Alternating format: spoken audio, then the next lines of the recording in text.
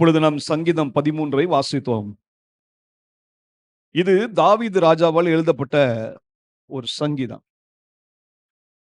இந்த சங்கீதம் தேவனை நோக்கி அவர் விண்ணப்பிக்கிற ஒரு சங்கீதமாய் காணப்படுகிறது. ஆனா இந்த சங்கீதத்தின் ஒரு மேன்மை, ஒரு விசேஷம் என்னவென்றால், ஆரம்பத்திலே ஆண்டவர்ட்ட அவர் பிராது பண்ணுகிறார், அதாவது கம்ப்ளைண்ட் பண்றார். ஆண்டவரே, என் சத்துருக்கள் பெருகி இருக்கிறார்கள், எவ்வளவு நாள் தான் நீர் அமைதியா இருப்பீர், கண்டு கொள்ள மாட்டீரா என்று சொல்லலாம். முதல்ல ஆண்டவர்ட்ட என்ன செய்வார்னா, தன்னுடைய உள்ளத்தில் இருக்கிற சஞ்சலத்தை, துயரத்தை அவர் பதிவு செய்கிறார். ஆனா இதனுடைய முடிவு எப்படி தெரியுமா? எவ்வளவு அழகா முடிக்கிற பாருங்க. கர்த்தர் எனக்கு நன்மை செய்தபடியால் அவரை பாடுவேன். அல்லேலூயா. எப்பவுமே நான் சொல்வேன், துதி நம்மை மகிழ்ச்சியில கொண்டு போய் விடும். அல்லேலூயா. நீங்கள் தேவனை துதிக்க துதிக்க துதிக்க உங்கள் வாழ்க்கையில சந்தோஷம் பெருகும். பரிசுத்தாவின் வல்லமையினால் நீங்கள் பலப்படுவீர்கள், நம்பிக்கையில திடமாயிருப்பீர்கள். இப்படிப்பட்ட காரியத்தை தேவன் நமக்கு செய்கிறவராயிருக்கிறார். ஆகவேதான் நாம் தேவ சபையில வந்து தேவ பிள்ளைகளோடு சேர்ந்து ஐக்கியப்பட்டு நாம் தேவனை ஆராதிக்கிறோம், தேவனை தொழுது கொள்கிறோம். இந்த சங்கீதத்தை நீங்கள் பார்த்தீர்கள் என்றால் 6 வசனங்கள் கொண்ட சங்கீதம் இது. முதல் 2 வசனங்களை நீங்கள் வாசிப்பீர்கள் என்றால், அதிலே சங்கீதக்காரனாகிய தாவீது ஆண்டவரை நோக்கி தன்னுடைய சஞ்சலத்தை அவர் வெளிப்படுத்துகிறார். ஆண்டவர்ட்ட ஒரு கம்ப்ளைண்ட் பண்றார். 3ஆம் வசனம் 4ஆம் வசனத்தை பாத்தீங்கன்னா, ஆண்டவர்ட்ட விசுவாசத்தோடு ஜெபிக்கிறார். 5ஆம் வசனம் 6ஆம் வசனத்தை பாத்தீங்கன்னா, தேவன் செய்த நன்மைகளுக்காக ஆண்டவருக்கு நன்றி சொல்கிறார்.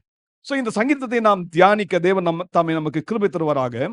தாவீது ராஜுடைய வாழ்க்கையில பாத்தீங்கன்னா, சத்துருக்கள் பெருகி இருந்தார்கள்.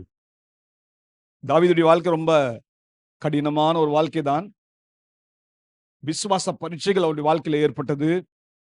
அவருடைய வாழ்க்கையில சத்துருக்களினால் வந்த சங்கடங்கள் அதிகம், மோசங்கள் அதிகம். அதே போல அவருடைய நண்பர்களால் வந்த பாடுகள், சொந்த ஜனங்களால் வந்த பாடுகள், இதெல்லாம் நாம் ராஜாக்களின் புத்தகத்தை வாசிக்கும் பொழுதும், சாமுவேலின் புத்தகத்தை வாசிக்கும் பொழுதும் இதை நமக்கு தெரியும். தாவீதுடைய வாழ்க்கையில பாடுகள் இல்லாமல் இல்லை. அப்படி என்றால் நமக்கெல்லாம் பாடு இல்லையா? நமக்கும் பாடு உண்டு. ஆகவேதான் அப்போஸ்தலனாகிய பவுல் தீமோத்தேயுக்கு எழுதும்போது சொல்றார், அன்றியும் கிறிஸ்து இயேசுவுக்குள் தேவபக்தியாய் நடக்க மனதாயிருக்கிற யாவரும் துன்பப்படுவார்கள். அல்லேலூயா. துன்பப்பட மாட்டாங்கன்னு சொல்லவே இல்லை. பிலிப்பியருக்கு எழுதும்போது அப்போஸ்தலனாகிய பவுல் எழுதுகிறார், ஆண்டவராகிய இயேசு கிறிஸ்துவிடம் விசுவாசம் வைக்கிறதுக்கு மாத்திரமல்ல, அவர் நிமித்தமாக பாடுபடவும் நாம் அழைக்கப்பட்டிருக்கிறோம், தெரிந்து கொள்ளப்பட்டிருக்கிறோம். ஆண்டவராகிய இயேசு கிறிஸ்து என்ன சொன்னார்? என் வசனத்தின் நிமித்தம் நீங்கள் பாடுபட்டால், என்னுடைய ராஜ்யத்தின் நிமித்தம் நீங்கள் நிந்தையை சகித்தால் சந்தோஷமாய் களி கூறுங்கள். ஏனென்றால் உங்களுடைய பலன் மிகுதியாயிருக்கிறது. எங்கே? பரலோகத்திலே. நல்ல கவனிங்க. நம்முடைய வாழ்க்கையில பாடுகள், பிரச்சனைகள் வரட்டும். ஆனா அதை ஃபர்ஸ்ட் கவனிக்கணும். என் வாழ்க்கையில வர்ற துயரம், என் வாழ்க்கையில வர்ற பாடு தேவ சித்தத்தின்படிதான் வருதா, இல்லாவிடில் என்னுடைய குற்றத்தினால வருகிறதா, நான் செய்கிற அநீதியினால வருகிறதா? பாடுகளை நீங்க 2 வகையா பிரிக்கணும். ஒண்ணு, நம்ம செய்யற தவறுனால பாடுகள் வரும். ஆண்டவருடைய வசனத்துக்காக, ஆண்டவருக்காக நீங்க நிற்க ஆரம்பிச்சீங்கன்னா, சாட்சியான ஒரு வாழ்க்கை வாழணும் வாஞ்சித்தீங்கன்னா, தேவ பக்தியாய் நடக்க விரும்பினா உங்க வாழ்க்கையில பாடு வரும். அந்த நேரத்துல நீங்களும் நான் என்ன செய்யணும் தெரியுமா? அப்போஸ்தலனாகிய பேதுரு இதை குறிப்பிட்டு இருக்கிறார். வாசிங்க, 1 பேதுரு 4ஆம் அதிகாரம் 19ஆம் வசனம். ஆகையால் தேவனுடைய சித்தத்தின்படி பாட அனுபவிக்கிறவர்கள் நன்மை செய்கிறவர்களாய் தங்கள் ஆத்துமாக்களை உண்மையுள்ள சிருஷ்டி கர்த்தாவாகிய அவருக்கு ஒப்பு கொடுக்க கடவர்கள். இதுதான் நமக்கு கொடுக்கப்படுற ஆலோசனை. நம்ம வாழ்க்கையில தேவ சித்தத்தின்படி நம்ம பாட அனுபவித்தா பயப்படாதீங்க. உங்க ஆத்மாவுக்கு நீங்க நன்மை செய்றீங்க. எப்படி நன்மை செய்வீங்க தெரியுமா? அந்த பாடுகளின் வேலையில, துயரத்தின் வேலையில நீங்க சஞ்சலப்படாம, முறுமுறுக்காம, யாருடைய கரத்துல உங்களை ஒப்பு கொடுத்துருங்க? உங்கள் சிருஷ்டிகர்த்தாவாகிய தேவனுடைய கரத்துல ஒப்பு கொடுத்துருங்க. அவர் உங்களுக்கு எல்லாவற்றையும் நன்மைக்கு ஏதுவாய் மாற்றுவார். ஆகவேதான் ரோமர் 8:28 வாசிக்கும் பொழுது, அன்றியும் அவருடைய தீர்மானத்தின்படி அவரிடத்தில் அன்பு கூறுகிறவர்களுக்கு சகலமும் சகலமும் நன்மைக்கு ஏதுவாய் முடிகிறது. ஆங்கிலத்தில் எழுதும்போது ரொம்ப அழகா எழுதப்பட்டிருக்கும், all things work together for good to those who love him. ஆண்டவர்ட்ட அன்பு கூறுறவங்களுக்கு என்ன நேரிட்டாலுங்க, என்ன காரியம் நேரிட்டாலும் பயப்படாதீங்க, பயப்படாதீங்க. உங்க வாழ்க்கையில அது ஆண்டவர் எதுக்கென்று மாத்துறாரு தெரியுமா? நன்மைக்குன்னு மாத்திட்டு இருக்காரு. அல்லேலூயா. ஆண்டவர் அந்த ஒரு ப்ராசஸ்ல நீங்க போயிட்டு இருக்கீங்க, உங்களுக்கு தெரியாது. மறைமுகமாக என் ஆண்டவர் கிரியை செய்து கொண்டே இருக்கிறார். உங்க கண்ணுக்கு முன்னாடி என்ன தெரியுமா இருக்கு? பாடு மாத்திரம் தான் தெரியுது. இது தெரியாதனால நீங்களும் நானும் என்ன செய்யறோம்? சஞ்சலப்படுகிறோம், பயப்படுறோம். ஆனா நீங்க தேவ சித்தத்தின்படி பாட அனுபவிக்கிற பிள்ளைகளா இருந்தால் ஒன்று சொல்லட்டும், நீங்க தேவனுடைய கரத்துல உங்களை ஒப்பு கொடுத்துருங்க. தேவன் உங்கள் வாழ்க்கையில எல்லாவற்றையும் நன்மைக்கு ஏதுவாய் முடிப்பார். ஹல்லேலூயா. இங்க நம்ம பார்க்கிறோம், தாவீது சொல்றாரு, ஆண்டவர் பார்த்து, அந்த 2 வசனம் ரொம்ப முக்கியமான வசனம். ஃபர்ஸ்ட் 2 வசனம், தாவீதுக்கு உடைய வாழ்க்கையில மாத்திரம் இந்த நிலை இல்ல, நம்முடைய வாழ்க்கையிலும் இந்த நிலை இருக்கிறது என்பதை பரிசுத்த ஆவியானவர் நமக்கு சுட்டி காட்டி கொண்டிருக்கிறார். தாவீது தேவனுடைய இருதயத்துக்கு ஏற்ற மனுஷன் தான், தேவபக்தி உள்ள மனுஷன் தான், தேவனை எப்பொழுதும் துதிக்கிற ஒரு மனிதன் தான். ஆனா அவர் வாழ்க்கையில வந்த பாடுகள் நேரத்துல, அவரும் மனிதன் அல்லவா, அவர் மனிதனால துக்கம் நிறைந்தவராய் காணப்பட்டார். பாருங்க, முதல் 2 வசனத்தை எப்படி சொல்றாரு கவனிங்க. கர்த்தாவே, எது வரைக்கும் என்னை மறந்திருப்பீர்? எது வரைக்கும் உம்முடைய முகத்தை எனக்கு மறைப்பீர்? என் இருதயத்திலே சஞ்சலத்தை நித்தம் நித்தம் வைத்து, எது வரைக்கும் என் ஆத்மாவிலே ஆலோசனை பண்ணி கொண்டிருப்பேன்? எது வரைக்கும் என் சத்ரு என் மேல் தன்னை உயர்த்துவான்? ஆண்டவர்ட்ட போய் அப்படியே தன்னுடைய இருதயத்தில் உள்ள அந்த அந்த சஞ்சலத்தை வெளிப்படுத்துறாரு, துக்கத்தை வெளிப்படுத்துறாரு. நீங்க நினைக்கலாம், தாவீது ஒரு பக்தன் அல்லவா, தாவீது நீதிமான் அல்லவா, இப்படிலாம் அவர் போய் ஜெபம் பண்ணலாமா அப்படின்னு நீங்க கேட்கலாம். ஆனா ஒன்று சொல்லட்டும், அவரும் ஒரு பாடுள்ள மனுஷன்தான், நம்மை போல அவரும் ஒரு பாடுள்ள மனுஷன்தான். அவருடைய வாழ்க்கையில வந்த துன்பம் துக்கம் தாங்க முடியாததாய் போன பொழுது அவர் என்ன செய்தார்? ஆண்டவரை பார்த்து, ஆண்டவரே, எது வரைக்கும் என்னை மறந்திருப்பீங்க? ஆண்டவரே, எது வரைக்கும் மறந்திருப்பீங்க? அப்பனா இவருடைய பாடு தொடர்ச்சியா வந்துட்டே இருக்கு. இவர் ஜெபம் பண்ணிட்டே இருக்காரு, விடுதலை கிடைக்கல. நிறைய நேரங்கள் நம்ம வாழ்க்கையில, நம்ம ஆண்டு சமத்துல நம்ம பாடுகளுக்காக பாடுகளை விடுதலை தாங்க, விடுதலை தாங்க, விடுதலை தாங்க ஜெபம் பண்ணா சில நேரங்கள் தேவன் என்ன செய்யப்படாரு? விடுதலை தர மாட்டார். அப்படி நமக்கு தோன்றும் அப்படி நமக்கு தோன்றும். ஏன்னா நமக்கு பதில் வரல. பாத்தீங்களா, ரொம்ப நாள் காத்திருக்கிறது எதை இழைக்க பண்ணும்? இருதயத்தை இழைக்க பண்ணும். ஆனா நற்செய்தி வரும்போதோ ஜீவ ஊற்று போல இருக்கும். ஹல்லேலூயா. நம்முடைய இருதயத்துக்கு ஒரு பெரிய பலன் கிடைக்கும். அப்போ தாவீதும் நம்ம போல ஒரு மனுஷன் தான். நம்ம தாவீது இப்ப எழுதி வச்சுட்டாரு, நம்ம படிக்கிறோம். நம்ம எத்தனை தடவை இந்த மாதிரி ஒரு சங்கீதம் பாடியிருப்போம்? ஆண்டவரே, எது வரைக்கும் என்னை மறந்திருப்பீர்? இன்னும் தாவீது எப்படி எழுதுவார்னா, ஆண்டவரே, ராத்திரி முழுவதும் என் கண்ணீரினால் என் படுக்கையை நனைத்தேன் நனைத்தேன்.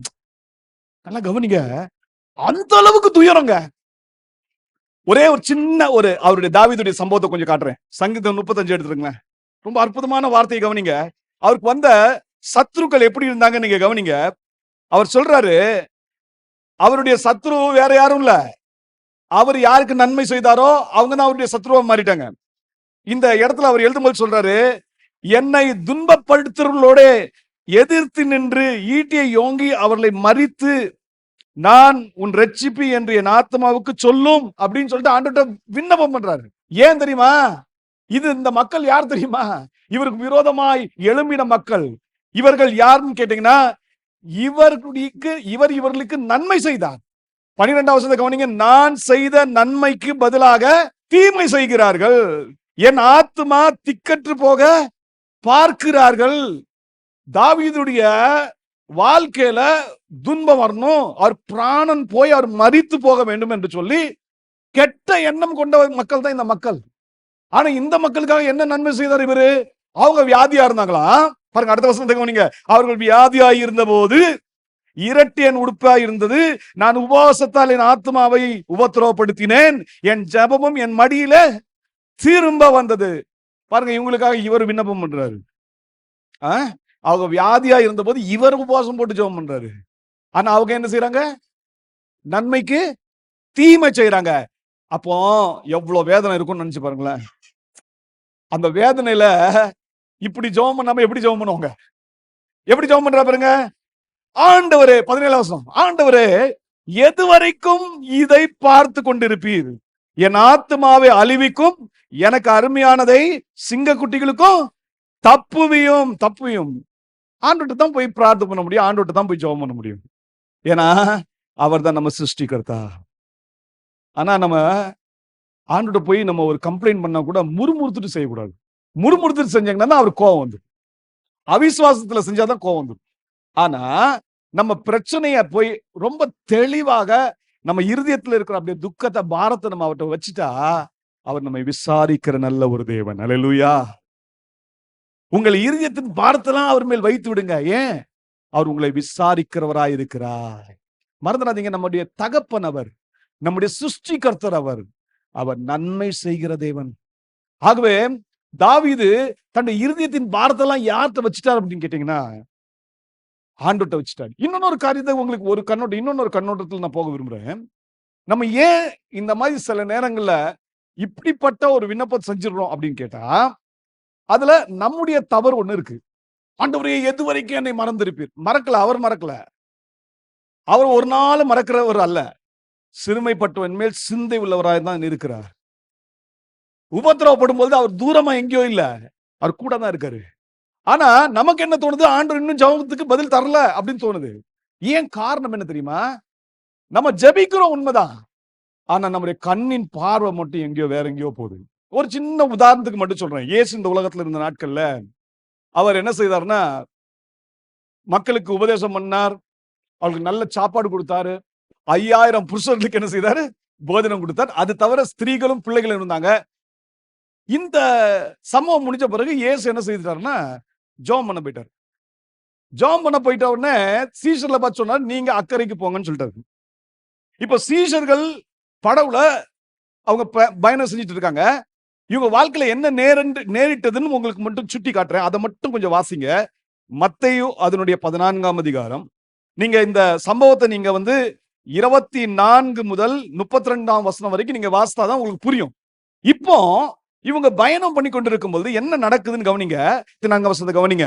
அதற்குள்ளாக படவு நடுக்கடலிலே சேர்ந்து எதிர்காற்றா இருந்தபடியால் அலைகளினால் அலைவுபட்டது அப்படின்னு சொல்லப்படுது. இப்போ எதிர்காற்று வீசுது, அலைகள் அப்படியே மோதுது, படகு அப்படியே அலைவு படுகுது. இந்த நேரத்துல என்ன ஏற்படும்? நமக்கு பயம். என்ன நடக்க போதோ தெரியல. இந்த நேரத்துல நீங்க கவனிச்சீங்கன்னா இப்படிதான் இருக்காங்க, பயந்து கொண்டு இருக்கிறாங்க. இந்த பயந்து கொண்டு இருக்கிற நேரத்துல தான் பாத்தீங்கன்னா இயேசு இப்ப கடலின் மேல் நடந்து வந்து கொண்டிருக்கிறார். எப்படி நடந்து வந்து, இந்த நடந்து வர்றது கூட இயேசுன்னு கூட இவங்களுக்கு தெரியல பாருங்க. பயம் இவங்க கண்ணை மூடி வச்சிருக்கு. இந்த இயேசு கூட தானே ஜெபம் பண்ணாங்க, இந்த இயேசு கூட தானே நடந்தாங்க. அவர்கள் அற்புதத்தை கண்டார்கள். கண்டு விட்டு கூட இப்போ படகுக்கு விரோதமாய், இவங்க பயணம் பண்ற படகுக்கு விரோதமாய் எதிர்காற்று வீசுகிறது, அலைகள் மோதுகிறது. அவங்க பயந்து அப்படியே திகில் அடைந்து இருக்கிறாங்க. இந்த நேரத்துல இயேசு கடல் மேல் நடந்து வந்துட்டு இருக்கும்போது இவங்களுக்கு என்ன தோணுது தெரியுமா? இயேசுவா தெரியல.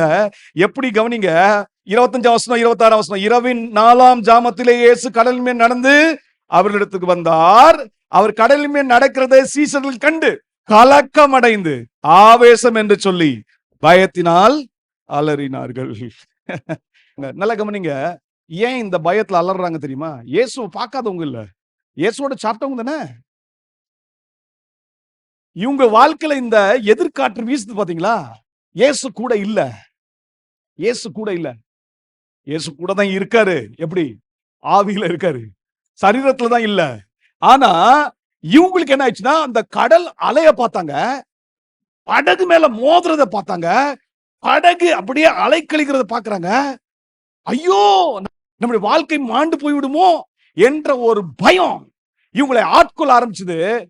ஆனா மனசுல என்ன செஞ்சு இருந்திருப்பாங்கன்னு நினைக்கிறீங்க? மனசுல மட்டும் இல்ல, சத்தமா ஜெபம் பண்ணிட்டு இருப்பாங்க. இயேசுவே எங்க அப்பா போயிட்டு, இயேசுவே எங்க அப்பா போயிட்டு சொல்லி ஜெபம் பண்ணிட்டு இருந்திருப்பாங்க. ஜெபம் பண்ணாம இருந்திருக்க மாட்டாங்க. ஆனா இயேசு கடலின் மேல் நடந்து வாராரு. இவங்களுக்கு என்னவா தோணுது?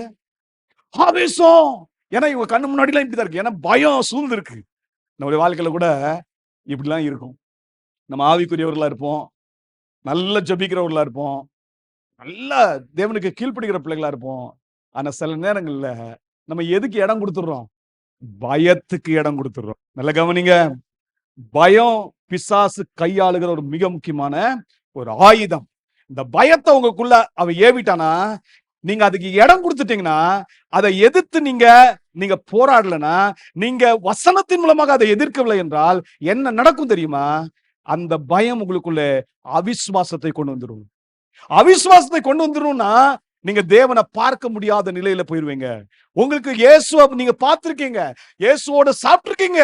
ஆனா கூட இயேசு இப்ப எப்படி தெரிறாருன்னா ஆவேசம். ஏதோ பேயின்னு நினைச்சிட்டாங்க. உடனே ஆண்டவர் சொன்னாரு, திடன் கொள்ளுங்கள், நான் தான், பயப்படாதீங்க. பாருங்க, ஆண்டவர் சொல்றாரு, நீங்க பயப்படுறதுனால இந்த நிலை. உங்க கண் இப்ப ஒழுங்கா பார்க்க மாட்டேங்குது. நீங்க பயத்தினால உங்க விசுவாச கண்ணை மூடி வச்சிருக்கீங்க. பாருங்க, நான் தான், பயப்படாதீங்க சொன்னாரு. இத பார்த்த உடனே பேதுருக்கு அப்படியே விசுவாச கண் திறந்துருச்சு. உடனே ஆண்டவர் சொன்னாரு, ஆண்டவரே நீர் ஜலத்தின் மேல் நடந்தா நானும் ஜலத்துல நடக்கட்டா? Very good. ஆண்டுக்கு இதானே தேவை. ஆண்டு சொன்னாரு, ஓகே பேதுரு வா, ஜலத்துல நடந்து வா. உடனே பேதுரு என்ன செஞ்சாரு? படகு விட்டு இறங்கிட்டாருங்க விசுவாசத்துல. இப்ப பயம்லாம் போச்சு. பேதுருக்கு இருந்த பயம் போச்சு, பேதுருக்கு இருந்த திகில் போச்சு. ஏசு ஜலத்தின் மேல் நடக்கிறார், விசுவாசம் வந்துருச்சு. இப்ப என்ன செஞ்சிட்டாரு? படகுல இருந்து இறங்கிட்டாருங்க. எந்த கடல் வீசுதோ, எதிர்காற்று வீசுதோ. இப்ப என்ன நினைக்கிறீங்க? எதிர்காற்று வீசலன்னு நினைக்கிறீங்க? எதிர்காற்று வீசி கொண்டுதான் இருக்கு. அலை படகுல மோதாம இருக்குதா? மோதி கொண்டுதான் இருக்கு. ஆனா விசுவாச கண் திறந்த உடனே, இயேசுவின் வார்த்தை விசுவாசத்த உடனே அப்படியே கடல்ல இறங்குறாரு. கடல்ல இறங்கி ஜலத்தின் மேல் நடக்க ஆரம்பிச்சிட்டாரு. ஆஹா, என்ன எக்ஸ்பீரியன்ஸ்! இது வரைக்கும் நல்லது. திருப்பி நீங்க கவனிங்க, இதுக்குதான் ஆண்டவர் இதை நமக்கு எழுதி வச்சிருக்காரு. இப்படி நம்ம நடப்போம், விசுவாசத்துல அப்படியே நடப்போம். சண்டே பாத்தீங்கன்னா வசனத்தை கேட்டோன்னு அப்படியே விசுவாசம் வரும். மண்டே நல்ல விசுவாசத்தை அப்படியே கால் வைத்து படகு வெளியே வச்சு கடல் மேல வைப்போம். ஆனா டியூஸ்டே வந்த உடனே திருப்பி ஒரு எதிர்காற்று வீசும் பாருங்க. இயேசுவை பார்க்க மாட்டோம், யார பார்ப்போம்?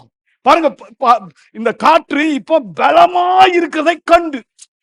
இந்த வசனத்தை கவனிங்க, 30ஆம் வசனம். காற்று பலமா இருக்கிறதை கண்டு. இதுவரைக்கும் என்ன பார்த்தாரப்போ? இதுவரைக்கும் அதே காற்று தானே வீசுது. அந்த காற்று வீசுனதுனால பயம், அந்த காற்று வீசுனதுனால கலக்கம். ஆனா இயேசு வந்த உடனே காற்றும் மறந்துச்சு, அந்த எதிர்காற்று வீசுனதையும் பார்க்கல. இப்ப கண்ணெல்லாம் யார பாக்குது? இயேசுவை பார்த்துச்சு. இயேசு ஜலத்துல நடக்கிறார், நானும் நடக்கிறா நட. இப்ப திருப்பி எங்க கண்ணு பார்த்துச்சு? இதாங்க நம்ம பிளக்சுவேட் ஆகிட்டே இருப்போம் எப்பவுமே. விசுவாச பிள்ளைகள் தான் நல்லா ஜபிக்கிறவங்க தாங்க, நல்ல உபவாசம் போட்டு ஜெயிப்பாங்க, நல்ல வேதத்தை வாசிப்பாங்க, தியானிப்பாங்க. ஆனால் இயேசுவை நோக்கியே கடலின் மேல் நடக்கத்தக்க அளவு விசுவாசத்தோடு வந்த சகோதரனும் சகோதரி தான் இப்ப எதை பார்க்க ஆரம்பிச்சிட்டாங்க? கண்ணு பலத்த காற்ற பார்க்க. நீ பலத்த காற்ற பார்க்காத. உன் கண்ணு எப்பவுமே யாராவது பார்க்கட்டும், இயேசுவை மாத்திரமே நோக்கி பார்க்கட்டும். பாருங்க, பேதுரு அந்த பலத்த காற்றை கண்ட உடனே, காற்று பலமாய் இருக்கிறதை கண்டு என்ன ஆயிட்டாரு பேதுரு? திருப்பி எங்க வந்துட்டாரு? பயத்துல வந்துட்டாரு. பயந்து அமிழ்ந்து போகையில், இப்ப அமிழ்ந்து போறாரு. எப்படி அந்த படம் அமிழ்ந்து போற மாதிரி இருந்துச்சோ, திருப்பி இவருடைய படகு இப்ப அமிழ்ந்து போகுது. இப்ப அமிழ்ந்து போகையில் ஆண்டவரே என்ன ரட்சியும் இப்படி கூப்பிட்ட உடனே இயேசு என்ன தெரியுமா சொன்னாரு? உடனே இயேசு கையை நீட்டி அவனை பிடித்து. ஆண்டவர் முதல்ல என்ன தெரியுமா செய்வார்? உடனே ஹெல்ப் தான் பண்ணுவாரு, எதுவும் பேச மாட்டாரு. இப்படி கூப்பிட்டா போதுங்க, சஞ்சலப்பட்டு, என்ன ஆண்டவரே என்ன மறந்துட்டீங்களா? என் ஜெபத்தை கேட்க மாட்டீங்களா? அந்த நேரத்துல ஒன்னும் சொல்ல மாட்டாரு. ஒன்னே ஒன்னு செய்வாரு, கையை நீட்டி தூக்கி விடுவாரு. எனக்கு தெரியும், என் பிள்ளை ஏன் பிள்ளை கொஞ்சம் அவிசுவாசப்பட்டான், அதனால விழுந்துட்டான். சரி, கையை வச்சு தூக்கிட்டு இப்பதான் உபதேசம் பண்ணுவாரு. தூக்கிட்ட பிறகுதான் உபதேசம் பண்ணி என்ன சொல்றாரு? அவனை பிடித்து, அற்ப விசுவாசியே ஏன் சந்தேகப்பட்டாய் என்றார். இப்ப எங்க இருக்காரு? இப்போ கடல்ல இருக்காரு. அல்லேலூயா. என் தேவன் நம்மை எழுந்து நிமிர்ந்து நிற்க பண்ணுகிற தேவன். அல்லேலூயா. பாருங்க, பேதுரு திருப்பி கடல் மேல நிப்பாட்டி சொன்னாரு, பேதுருவே ஏன் அவிசுவாசப்படுற?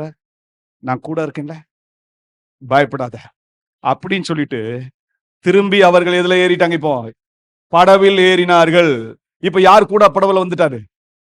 இயேசு கூட வந்துட்டாரு. இயேசு கூட வந்த உடனே என்ன ஆயிட்டுங்க? காற்று அமர்ந்தது. இயேசு நம்ம கூட இருக்கும்போது காற்று அமர்ந்துதான் போகும். அல்லேலூயா. வெற்றி நமக்கு மாத்திரமே. ஆமென்.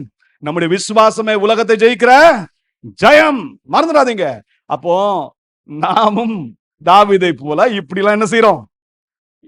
ஆண்டவர்ட்ட போய் கொஞ்சம் சந்தேகப்பட்டு, கொஞ்சம் அவிசுவாசப்பட்டு என்ன செஞ்சிடறோம்? நாமும் ஆண்டவரை பார்த்து, ஆண்டவரே எது வரைக்கும் என்னை மறந்திருப்பீர் ஆண்டவரே, உம்முடைய முகத்தை எனக்கு மறைக்காதீங்க. அவர் ஒரு நாளும் மறைக்கல. அவர் நம்ம மேல முகத்தை தன்னுடைய பிரகாசத்தை வீசி பண்ணி கொண்டுதான் இருக்காரு. நமக்கு தெரியல. இப்போ இந்த சம்பவம் நடந்து பாருங்க. ஆண்டவர்ட்ட உண்மையா ஜெபித்த உடனே, நான் சொன்னேன் இல்லையா, பேதுருவை எப்படி ஆண்டவர் உடனே கை தூக்கி விட்டாரோ, அதே மாதிரி தாவீதை கை தூக்கி விட்டார். விசுவாசத்தை தட்டி எழுப்பிட்டார். இப்போ அவருடைய ஜெபம் எப்படி வருது பாருங்க. விசுவாசத்தோட ஜெபம். 3 வசனம் 4 வசனம். என் தேவனாகி கர்த்தாவே, நீர் நோக்கி பார்த்து எனக்கு செவி கொடுத்தருளும். நான் மரண நித்திரை அடையாதபடிக்கு என் கண்களை தெளிவாக்கும். அவனை மேற்கொண்டேன் என்று என் பகைன் என் சொல்லாதபடிக்கும், நான் தள்ளாடுகிறதினால் என் சத்துருக்கள் களி கூறாதபடிக்கும் இப்படி செய்தருளும். இப்ப பாருங்க, இவருடைய ஜெபம் மாறிடுச்சு. ஸ்டைல் ஆஃப் பிரேயர் மாறிடுச்சு பாருங்க. முன்னாடி கொஞ்சம் சந்தேகப்பட்டு சொன்ன மாதிரி இருக்குது. இப்ப எப்படி ஆயிடுச்சு? விசுவாசத்தோடு ஜெபிக்கிற. ஆண்டவரே என்னை நோக்கி பாரும்.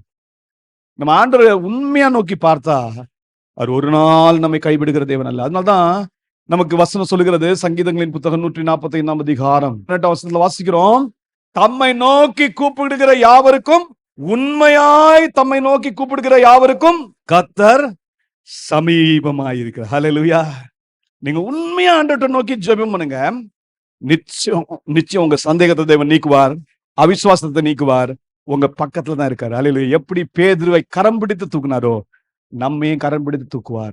எப்படி சீஷர்களை அந்த அவிசுவாசத்திலிருந்து கரம் பிடித்து தூக்குனாரோ, அப்படியே நம்மையும் தூக்குவார். இங்க தாவீதை பாருங்க, கரம் பிடித்து தூக்கினார். அதனால்தான் தாவீது ஆண்டவரை பார்த்து இப்ப ஜெபம் பண்றாரு, விசுவாசத்தோடு ஜெபம் பண்றாரு. அது சொல்றாரு, சத்துருக்கள் என் மேல் களி கூறாதபடிக்கு இதை செய்தருளுங்கன்னு சொல்லி நல்ல விண்ணப்பம் பண்ண. அப்ப நீங்க விசுவாசத்தோடு ஜெபிச்சா நிச்சயம் என்ன உண்டு? பதில் உண்டு. விசுவாசித்தால் நீங்கள் தேவனுடைய மகிமையை காண்பீர்கள். ஆமென். இப்ப அடுத்தது பாருங்க, இப்படி விசுவாசத்தோடு ஜெபித்தாருங்க. ஜெபித்த அடுத்த நிமிடமே என்ன ஆகுது பாருங்க. உள்ள என்ன பிறக்குதுன்னு கேட்டீங்கன்னா, சந்தோஷமும் மகிழ்ச்சியும் பிறகுது. நல்லா கவனிங்க. நம் தேவன் மேல் வைக்கும் விசுவாசம் நமக்குள்ள எதை உற்பத்தி ஆக்கும் அப்படின்னு நீங்க கேட்டீங்கன்னா, 1 பேதுரு 1 அதிகாரம் 8 வசனம், அதை உங்களுக்காக வாசிக்கிறேன், கவனியுங்கள். அவரை நீங்கள் காணாமல் இருந்தும் அவரிடத்தில் அன்பு கூறுகிறீர்கள். இப்பொழுது அவரை தரிசியாமல் இருந்தும் அவரிடத்தில் விசுவாசம் வைத்து சொல்லி முடியாததும் மகிமையால் நிறைந்ததுமாயிருக்கிற சந்தோஷம் உள்ளவர்களாய் களி கூர்ந்து உங்கள் விசுவாசத்தின் பலனாகிய ஆத்ம ரட்சிப்பை அடைகிறீர்கள். இங்கே அப்போஸ்தலனாகிய பேதுரு ஒரு முக்கியமான விஷயத்தை குறிப்பிடுறாரு. நம்ம ஆண்டவர் பார்த்தோமா? பார்க்கல. காணாமல் இருந்தாலும் அவர்கிட்ட என்ன செய்யறோம்? அன்பு கூறுறோம். அவரை தரிசிக்கல, ஆனா அவர் மேல என்ன வைக்கிறோம்? விசுவாசம் வைக்கிறோம். இப்போ இந்த விசுவாசத்தின் பலன் என்ன, விசுவாசத்தினுடைய அவுட்கம் என்னன்னு கவனிச்சீங்கன்னா, நமக்குள்ள என்ன அது கொண்டு வருது? சொல்லி முடியாததும் மகிமையால் நிறைந்ததுமாயிருக்கிற சந்தோஷத்தினால் நம்மை களி கூற வைக்கிறது. எவ்வளவு நல்ல கவனிங்க. இந்த விசுவாசம் நமக்குள்ள இதுதான் ஏற்படுது. இதேதான் அப்போஸ்தலனாகிய பவுல் குறிப்பிடாமல் இல்ல. அப்போஸ்தலனாகிய பவுல் என்ன செய்யறாரு கவனிங்க. ரோமர் அதனுடைய 15 அதிகாரம் அதனுடைய 13 வசனத்தை கொஞ்சம் கவனமா வாசிக்கணும். பரிசுத்த ஆவியின் பலத்தினாலே உங்களுக்கு நம்பிக்கை பெருகும்படிக்கு நம்பிக்கையின் தேவன் விசுவாசத்தினால் உண்டாகும் எல்லாவித சந்தோஷத்தினாலும் சமாதானத்தினாலும் உங்களை நிரப்புவாராக. இங்க அப்போஸ்தலனாகிய பவுல் சொல்றாரு, விசுவாசத்தினால் என்ன உண்டாகும்? எல்லாவித சந்தோஷமும் சமாதானமும் உண்டாகும். இது நமக்குள்ள உற்பத்தி பண்ணும். அப்ப விசுவாசம் உள்ள ஜெபம் நம்ம வாழ்க்கையில எல்லாவித சந்தோஷத்தையும் கொண்டு வரும், எல்லாவித சமாதானத்தையும் கொண்டு வரும். அதோட நிக்கலங்க, அதோட நிக்கல. இப்பதான் நீங்க இந்த வசனத்தை வாசித்து இந்த வசனத்தோடு ஒப்பிட்டு பார்க்கணும். இங்க நீங்க தாவீது என்ன சொல்றாரு கவனிங்க. 5ஆம் வசனம், நான் உம்முடைய கிருபையின் மேல் நம்பிக்கையாய் இருக்கிறேன், உம்முடைய இரட்சிப்பினால் என் இருதயம் களி கூறும், கர்த்தர் எனக்கு நன்மை செய்தபடியால் அவரை பாடுவேன். பாருங்க, விசுவாசம் என்ன உற்பத்தி பண்ணிச்சு? அது சொல்ல முடியாத மகிமையால் நிறைந்த சந்தோஷம். சரியா? எல்லாவித சந்தோஷமும் சமாதானமும் இது நமக்குள்ள உற்பத்தி ஆகும். அப்ப எல்லாவித சந்தோஷம் என்ன அர்த்தம்? All kind of joy. எந்த சந்தோஷமும் எடுத்துக்கோங்க, எல்லாம் பரிசுத்தமான சந்தோஷம். ஹல்லேலூயா. இந்த பரிசுத்தமான சந்தோஷத்தினாலும் சமாதானத்தினாலும் நமக்குள்ள தேவன் அந்த உற்பத்தி பண்றாரு. இது உற்பத்தி பண்ண உடனே நமக்குள்ள என்ன பிறக்குதுன்னு சொல்லுங்க? நம்பிக்கை பிறக்குது. ஹல்லேலூயா. அதனாலதான் நம்ம ஆண்டவருக்கு பேர் என்ன பேர் வச்சிருக்காரு? நம்பிக்கையின் தேவன். இப்ப நம்பிக்கையின் தேவன் மேல் நீங்கள் விசுவாசம் வைத்தா எல்லாவித சந்தோஷமும் வரும், எல்லாவித சமாதானமும் உங்களுக்குள்ள பெருகும். இது பெருகும் பொழுது நீங்க எதனால இன்னும் நம்பிக்கையில பெருக ஆரம்பிச்சிருவீங்க? பரிசுத்தாவின் பலத்தினாலே நீங்க நம்பிக்கையில பெருக ஆரம்பிச்சிருவீங்க. பரிசுத்தாவியர் உங்களுக்குள்ள கடந்து வருவார். நீங்க துதிக்க துதிக்க துதிக்க பரிசுத்தாவின் வல்லமையினால் நிரப்பப்படுவீங்க, பரிசுத்தாவின் பலத்தினால் நிரப்பப்படுவீங்க. அந்த பரிசுத்தாவின் பலம் என்ன செய்யும்னா, உங்களுடைய மகிழ்ச்சியும் சந்தோஷத்தையும் உங்களுடைய சமாதானத்தையும் அது பெருக வைக்கிறது மாத்திரமல்ல, நீங்கள் நம்பிக்கையில தேவன் மேல் வைக்கும் நம்பிக்கையில நீங்க பெருக ஆரம்பிப்பீர்கள். நீங்க இப்படி பெருக ஆரம்பித்தீங்கன்னா ஒன்று சொல்லட்டும், தேவன் தம்முடைய நன்மையினால் உங்களை திருப்தி ஆக்குவார். தேவன் தம்முடைய வீட்டில நம்மை அழைத்து வர்றது நோக்கம் என்ன? அவருடைய ஜெப ஆலயத்துல வந்து தேவனை ஆராதிக்க வைக்கிற நோக்கம் என்ன? சங்கீதங்களின் புத்தகம் 65ஆம் அதிகாரம் 4ஆம் வசனம் சொல்கிறது, கர்த்தர் தம்முடைய வீட்டின் நன்மையினால் நம்மை திருப்தியாக்குவார். நீங்க தேவனை தெரிந்து கொள்றது மாத்திரமல்ல, தேவன் உங்களை தெரிந்து கொண்டு தம்முடைய பரிசுத்த ஸ்தலத்திலே கொண்டு வந்து உங்களை ஆராதிக்க வைக்கிறார். இது நீங்கள் பாக்கியவான்கள் என்ற அர்த்தம். இப்படி நீங்கள் பாக்கியவான்களா இருப்பீர்கள், நீங்கள் துதித்துக் கொண்டே இருப்பீர்கள். நீங்கள் துதித்துக் கொண்டிருந்தால் ஒன்று சொல்லட்டும், பரிசுத்தாவின் பலத்தினால் நீங்கள் நிரப்பப்படுவீர்கள். பரிசுத்தாவின் பலத்தினால் நிரப்பப்படும் போது நம்பிக்கை பெருகும். நம்பிக்கை பெருகும் போது நம்பிக்கையின் தேவன் உங்கள் மேல் பிரியப்படுவார். பிரியப்பட்டு சகல விதமான தம்முடைய வீட்டின் நன்மையினால் உங்களை திருப்தியாக்குவார்.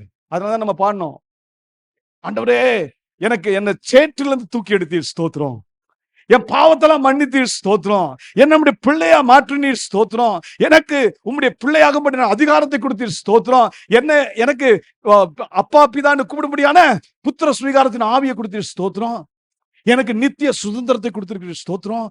இப்படி நீங்க பல நன்மைகளுக்கு நீங்க நன்றி சொல்லிக் கொண்டே இருக்கலாம். இந்த காலவெளியில நீங்களும் நானும் தேவனுக்கு நன்றி சொல்ல போறோம். ஏன் சொல்ல போறோம்? அவர் தன்னுடைய வீட்டின் நன்மையினால் நம்மை திருப்தி ஆக்குகிறார். எப்படி சங்கீதக்காரன் சொல்றது போல, கர்த்தர் எனக்கு நன்மை செய்தபடியால் அவரை என்ன செய்வேன்? பாடுவேன். பாடுகிறது நம்முடைய சந்தோஷத்தின் வெளிப்பாடு. சந்தோஷமா இருந்தா என்ன செய்யணும்? சங்கீதம் பாட கடவும்.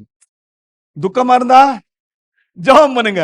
தாவீது துக்கமா இருந்தாரு, சஞ்சலப்பட்டாரு, சத்ருவின் போராட்டத்தினால ரொம்ப துவண்டு போனாரு. ஆண்டவர் பார்த்து ஜெபம் பண்ணாரு. ஜெபம் பண்ண உடனே ஆண்டவர் என்ன செஞ்சாரு? சந்தோஷத்தினால் நிரப்பினார். ஏன்னா விசுவாசம் உள்ள ஜெபம் சந்தோஷத்தை சமாதானத்தை கொண்டு வந்துச்சு. இப்போ என்ன செய்யறாரு? பாட்டு பாட ஆரம்பிச்சிட்டாரு. இன்னைக்கு நீங்களும் நானும் பாட்டு பாடணும். என்ன பாட்டு பாடணும்? தேவனே நீங்க நல்லவர், நல்லவரே உம்மை ஆராதிப்பேன், வல்லவரே உம்மை ஆராதிப்பேன். இப்படி நீங்க பாடும்போது என்ன நினைவு வரணும்? நம்ம ஆண்டவர் நல்லவர், நம்பிக்கையின் தேவன் நல்லவர், தேவரீர் நல்லவரும் நன்மை செய்கிறவருமாய் இருக்கிறீர். அவ்வளவுதான். இப்படி நீங்க சொல்லி சொல்லி சொல்லி தேவனை துதிக்க ஆரம்பிங்க. தேவன் தம்முடைய பிரமாணத்தை கற்றுத் தருவார், தம்முடைய வசனத்தை உங்களுக்கு போதிப்பார், உங்களை கனப்படுத்தி வழி நடத்துவார். தேவன் தமக்குடைய இருதயத்துக்கு ஏற்ற பிள்ளையை நம்ம மாற்றுவார். தேவன் தாமே இந்த கிருபைகளை நமக்கு தருவாராக. இன்னைக்கு நம்பிக்கையின் தேவனை நாம் ஆராதிக்க போகிறோம். இந்த நம்பிக்கையின் தேவன் நல்லவர், அவர் நமக்கு நன்மைகளை செய்கிறவர். அப்படிப்பட்ட ஆண்டவராகிய இயேசு கிறிஸ்துவுக்கு நாம் நன்றி சொல்லாமல் இருக்கவே முடியாது.